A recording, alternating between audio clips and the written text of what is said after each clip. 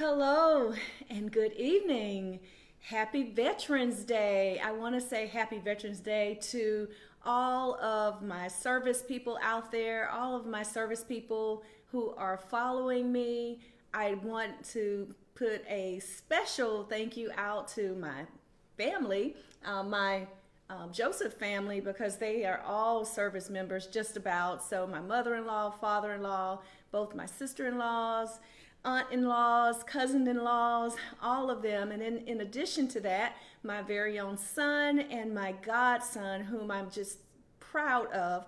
So just want to say just happy Veterans Day. I hope you all are having a wonderful and blessed day out there. So today I am back, and once again we're going to cover another topic. And today we are talking about how to have a successful marriage. So yay, thank you for those of you who are out there, my faithful people. You know, I see out there Yolanda, Yvette, thank you guys for being there. Hello, hello, hello. So anyway, so we're going to be talking about how to have a successful marriage. And, you know, it is quite simple, I think. But sometimes we get caught up in the riffraff of everything that it can become complicated. So I want to talk about some skills that maybe you have, or some keys to having a successful marriage. So for those who do not know me, I am Laquita Joseph of Copper Penny Coaching. I am a relationship coach, and I help couples turn their failing marriages into flourishing and loving relationships full of appreciation, passion, and understanding. I help them to reboot so that they can reconnect and regain the fun and friendship that they once had in their marriage. So thank you all so much for joining me. I hope you get something out of this tonight, a few nuggets that you can take back to your own relationships and just apply them there. Sometimes it's just quite simple to do. First of all, I want to say, okay, the things that are obvious, right, in a relationship is having love and commitment, right? Love and commitment, having sexual faithfulness, having humility with each other, patience and forgiveness, all right? Hi there. Hey, all those folks out there. I see you joining tonight. Time, as well as being honest and having trust in the relationship, having great communication, and being selfless. So what does all that mean, right?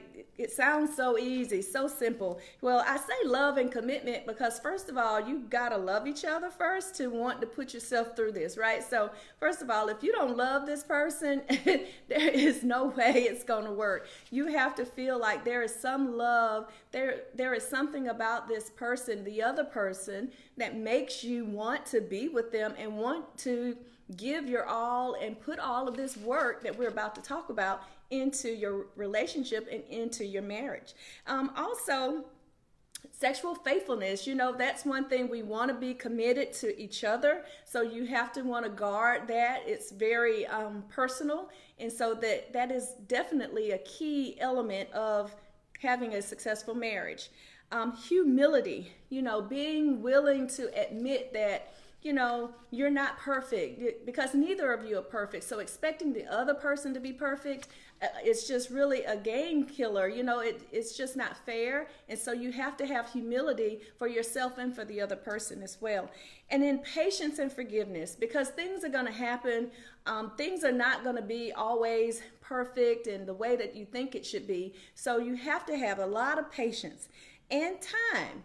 You have to be intentional. You have to set aside the time and put in the time to work together. And honest and trust. That's the foundation, of course, right? So if you don't feel like you two can be honest with each other or that you can trust each other, then it's a dead end. And then communication. So I talk about communication all the time because communication is the foundation of everything else. Because when those other things are not working, typically it's because of lack of communication, no communication, or not enough communication. So you have to be able to communicate with each other. And then selflessness. You have to be selfless. That means you have to be willing to put the other person before you, their needs, their wants before you. So if the two of you are doing that, then each person is getting what they need. And I know that sounds like, oh, that seems so simple, so easy. But, and a lot of couples, and I'll say this with some of our engaged couples that my husband and I have coached before, like they come into this and they think, there is no way that any of these things could ever be a problem in their relationship. Like they don't even believe it, because they are so caught up in the love, the lust that they're feeling for the other person, right? Like they just think, oh my God, they are like the best person ever. I could never think anything less of them. And the truth is that when you're early in the love, you have that level of infatuation with each other. And quite frankly, when you're starting out the relationship, you probably are doing all of the things that I just called out and listed out. Those are the things that you are doing in the beginning. So therefore, you could never think that it could be any different. But what happens is over time, we get comfortable and we kind of start to fade away from those things. We're not paying as much attention. We're not talking as much, because everything becomes status quo. And so we just think, oh, it's all good. It's going to be okay. And you discount it. But it's real because you have to nurture the relationship just like you would nurture any other relationship. Like, why would you not put in the energy into your marriage that you would put into any other relationship? Even on your job, your career, you put a lot of energy into what you do at work and on your job. And then you come home and you don't do anything, right? You discount it all. You don't talk. You don't touch each other. Things like that are just simple and easy things to do. On your job, you build trust. You're honest in your work. Most people, I won't say everyone, so let me clarify that. I know sometimes people do be dishonest in their work, but for the most part, I want to say most people are honest and trustworthy, and they want to do a great job when they're at work. So why not do that in your marriage and put that same level of effort into those things? So hey there, Marquita, I see you out there too, girl. Hey, thank you. So keys to a successful marriage. So communicate clearly and often. So I said communication is always the foundation. You have to communicate clearly. So you have to be able to express your feelings, what you're feeling with your spouse, whether or not you think it's going to be good or accepted or not. You should feel comfortable enough to be able to express your feelings and talk to them. You have to talk. That's the key. If you don't talk, there's no way for the two of you to understand each other and know what you're needing. You have to talk. And be honest about your feelings. So if you're not feeling something or you're feeling some type of way about a situation, you have to express that. So don't suppress it. Don't keep it inside. You're thinking that you're keeping the peace because you're keeping it inside. No, you may be temporarily keeping the peace, but eventually it's going to come out. And when it does come out after it's been packed down for so long, it's going to come out in the wrong type of way. So be able to express how you feel. Be kind to each other. Be respectful. So when you're talking to each other, be kind. Even if you're disagreeing, you don't have to be rude or disrespectful when you're talking things through. So always be kind, because that's going to keep the dialogue open, right? As long as you're being respectful, the other person will be likely to listen as well. And so also you need to be a good listener. So you may have this conversation, you're talking back and forth, maybe you have the issue, but maybe your spouse has a reason for what's going on, and listen to them. You have to be a good listener, and also to be able to read their body language. If maybe you're starting out, it's an early relationship, so maybe you're still learning each other, and that's okay. And the more you talk, the more you'll learn about each other. But also just be willing to listen, be a good listener. Take time to understand each other, because that's where things come. A lot of misunderstandings and a lot of assumptions lead couples down a path that they didn't intend to go down. They never imagined. Like I said, those couples who are newlyweds, they can never think that things could be different, and yet they don't listen. They don't listen for understanding, and so they go down a path of assumptions that are misguided, misleading, and then the next thing you know, the whole relationship has derailed. Okay, and make sure that the lines of communication are always left open. So you should never put things in a place where the other person feels like they cannot talk to you about it, that you all cannot talk anymore, that you just need to shut up or be quiet, let's not talk anymore. You should not close the lines of communication, because once you close the line of communication, then there's nothing that can be resolved at that point. Nothing can be resolved because you're not communicating. So you're not able to express your feelings, and they're not able to express their feelings. And so nothing is being accomplished in that, okay? All right, so a second key is to tell your spouse how thankful you are for them and to have them in your life, how thankful you are about your family, about your relationship, and all those things, just being kind, so because that goes a long way. Everyone wants to be appreciated, so you want to appreciate each other. Show them, tell them. It's not enough to say, well, they know how I feel. No, tell them how you feel. Sometimes people don't want to insinuate anything. They want to hear it. They want to hear how you say it, so they can feel it inside of their soul, their spirit. So talk to them. So that's part of talking, right? The communication and telling them, being able to share really the thoughts and intimate thoughts that you have about them, like how grateful you are that they do these things. Maybe they cook dinner and you might feel like, well, he's supposed to cook dinner. This is his house. He got to eat too. No, you want to be appreciated, because think about it. From time to time, even if you are the person who's cooking the meals all the time, you want to be appreciated. You want to hear from other people that I'm thankful, I'm grateful that you did this. It's not like, okay, you have to do that, right? You don't have to. Yes, the family has to eat, but that doesn't mean that you're the one that has to provide the meal and slave over the stove about it, right?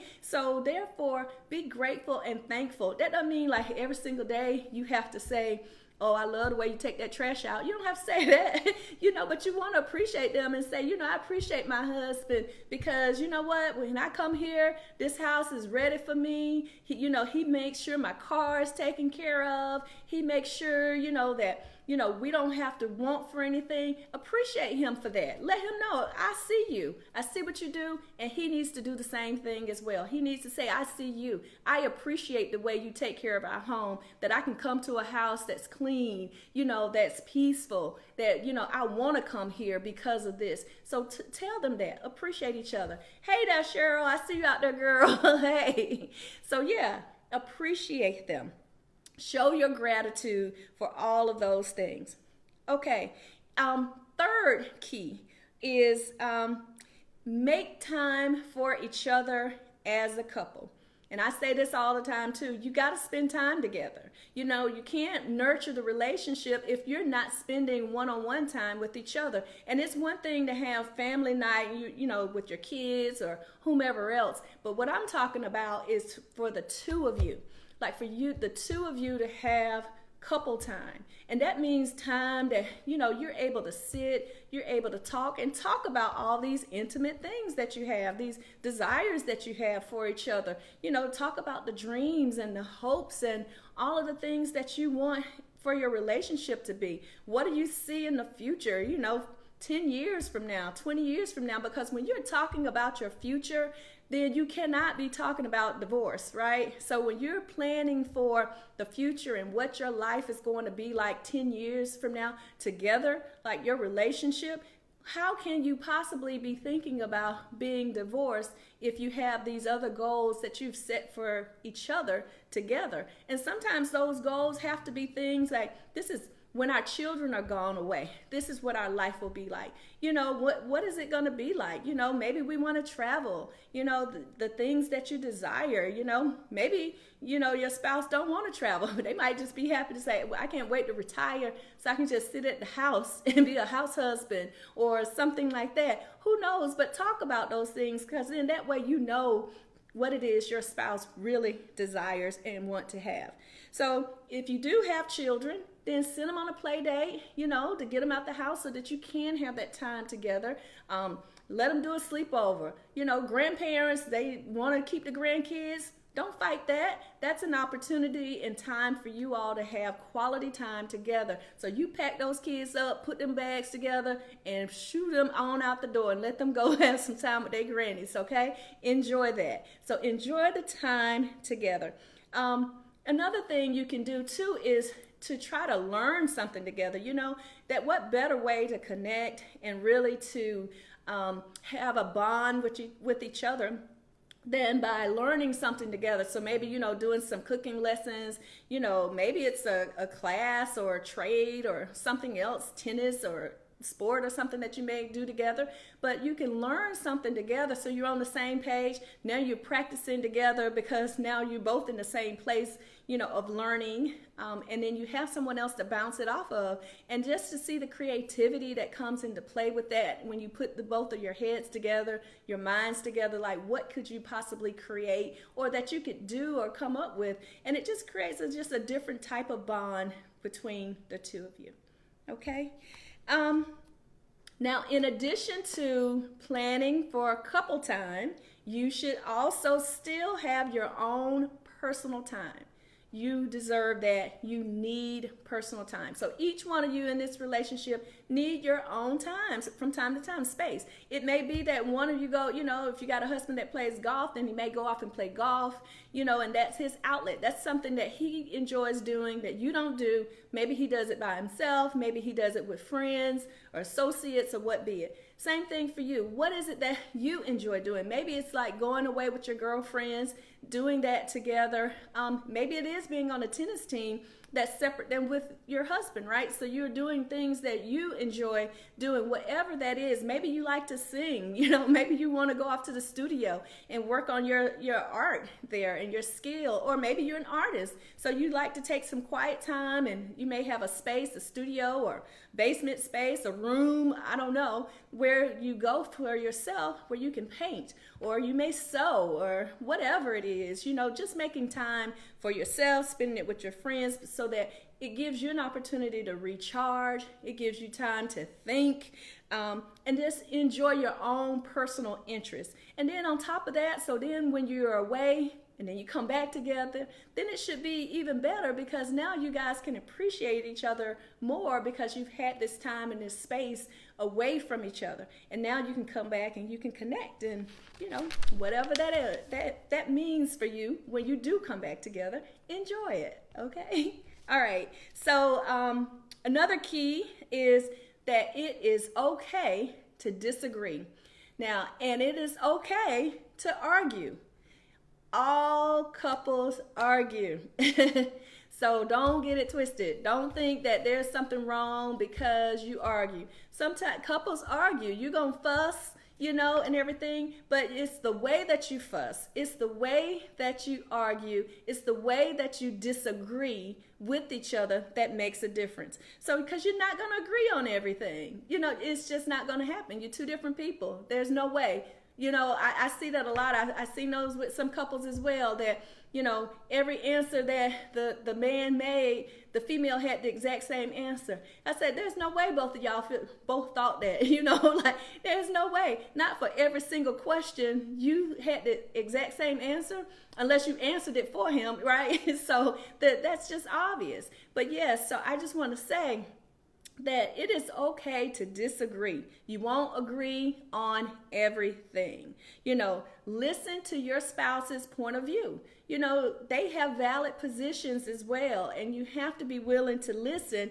And then you need to be fair and be respectful when you're disagreeing with each other. So look for those things. You got to try not to get angry. Sometimes it's hard not to get angry because some of these disagreements can kind of hit a button, right? It touches you in a type of way that you're like, oh my God, like I can't believe that they just said that to me, and so you get angry, but you have to try to have self-control over that, to not allow you to be so frustrated. If you need to, walk away for a minute and then come back. Allow yourself time to calm down and come back and continue that conversation. And then you have to be willing to compromise. So then that way each one of you give a little, or you get a little, whichever way you want to see it. So a compromise is not bad. Sometimes, you're not going to agree, and you're not going to be 100% sold on another person's position. Maybe not immediately, but you have to be willing to disagree and to walk away from it and let that be. Move on, and you have to be willing to accept and expect change. People are going to grow as a person, and so as an individual, you're married, you're growing together, hopefully. You're having different experiences because maybe your work environment, so you kind of change a little bit. So you have to be willing to accept that your spouse is going to change somewhat, and that, but eventually you all will be on that same page, because if they change and they're growing, you're accepting it and you're moving on and moving with them, then now all of a sudden you're back on this same page, but now you're at a whole different level. It's like, okay, one person moves up a little bit, you accept it, now you move up with them. Then you may go up a little bit. They accept it, they're moving up with you. So you continue to grow together. So you have to be willing to accept that. All right? Hey there, Rhonda. Yes, honey, I hear you. You agree. I see you. All right, then. Yeah. Then the other thing is to build trust. So you have to be willing to build trust. And so, one of the things, Dr. John Gottman, he's the marriage therapist and researcher of the Gottman Institute.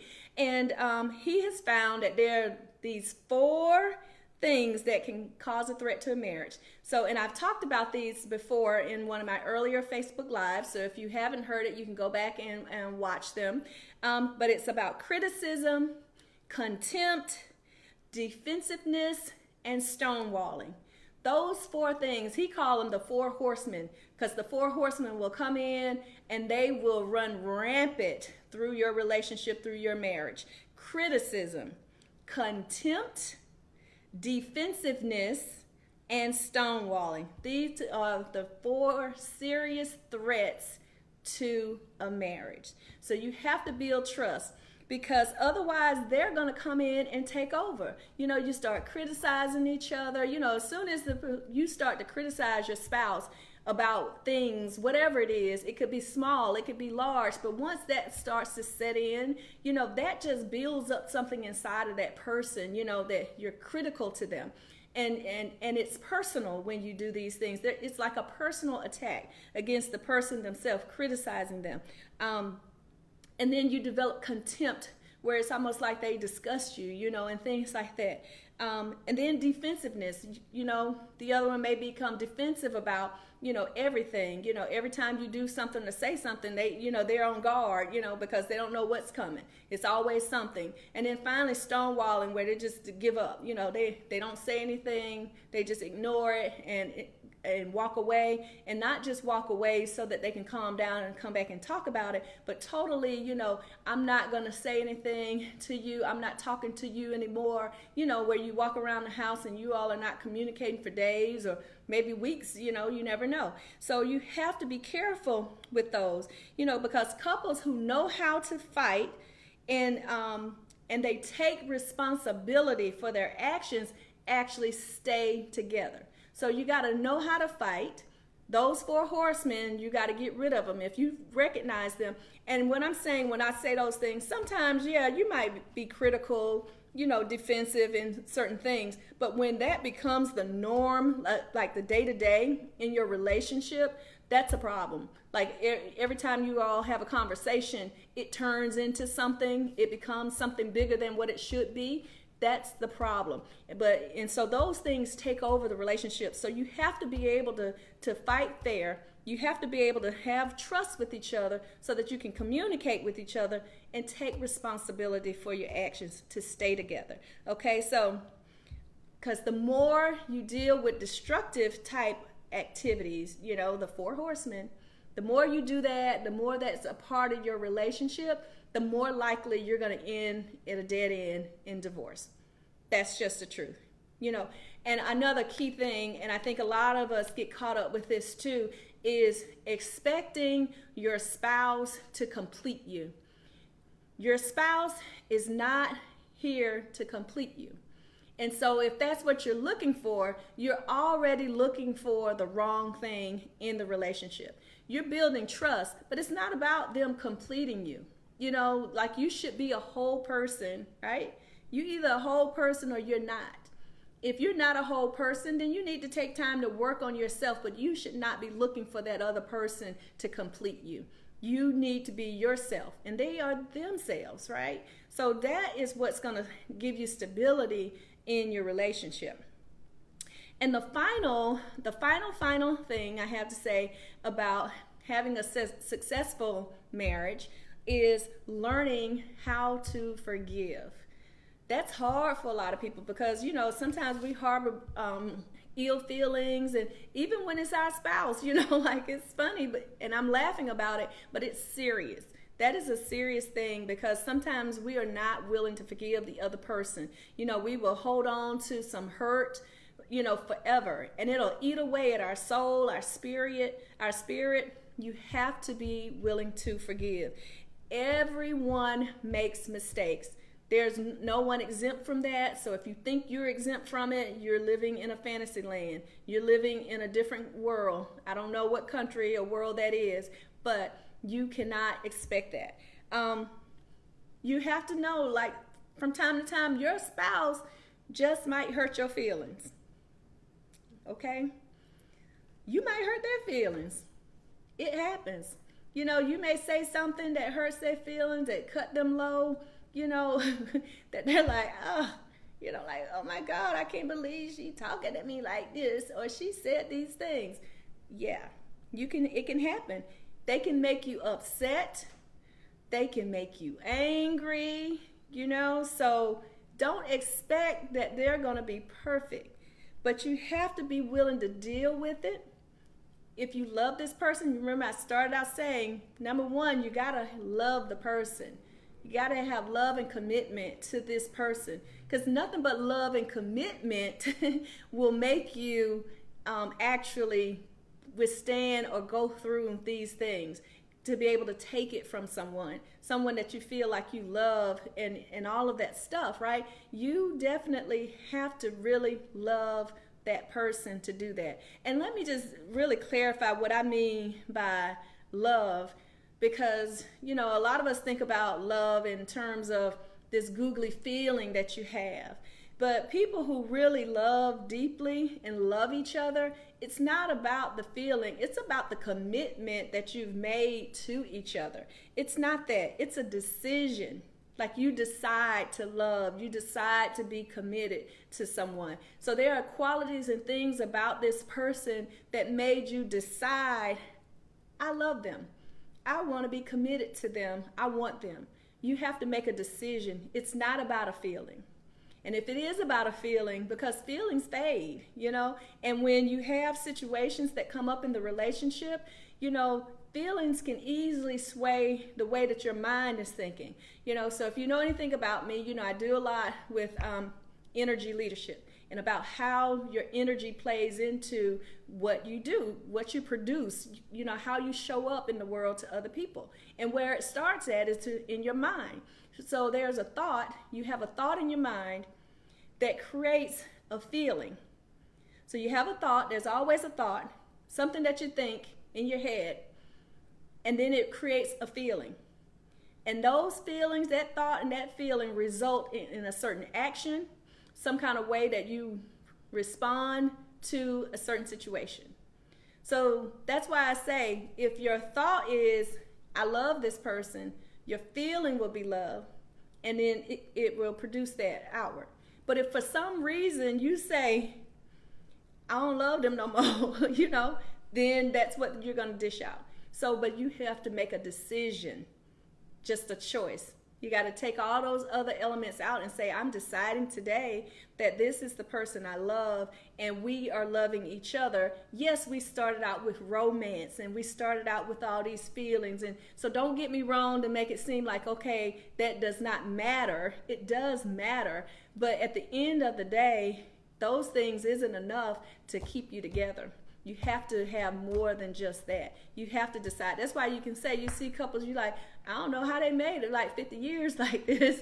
You know, like, oh my God, I don't even really see them do a lot. Sometimes it's like that. It's a decision and a choice. You know, they decide, you know what, I'm going to kiss her. I'm going to kiss him today.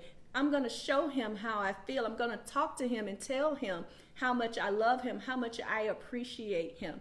Do those things. You know, because then that's how you build that bond. You keep things tight and together. You have to remain committed to each other, and you have to support each other emotionally. All of those things, they seem so simple, right? They seem so simple to do, but sometimes they are really hard. You know, the simplest things can be the most difficult things to pull off. I will say that. And so, but you have to practice it. You know, being married, marriage is a practice. You're constantly practicing. You're constantly improving the relationship. You're constantly learning each other, you know, because like I said, we're going to ebb and flow. We're going to grow. And so we want to grow together and do those things. So I hope you got something out of this tonight. I thank you all for joining once again. You know, I am Laquita Joseph of Copper Penny Coaching. If you want to contact me, you are happy. I would be happy if you would visit my website at copperpennycoaching.com. Visit the website. You can go to the contact page to reach out to me directly. If you're interested in coaching and some one-on-one coaching, there is a form that you can fill out to get a free 30-minute session. So it's all on the website. Go out, check it out, and I look forward to hearing from you. And I just want to thank you again for joining me, and have a good night and happy Veterans Day to all my happy vets out there, all my good people, all right? I love y'all. Good night.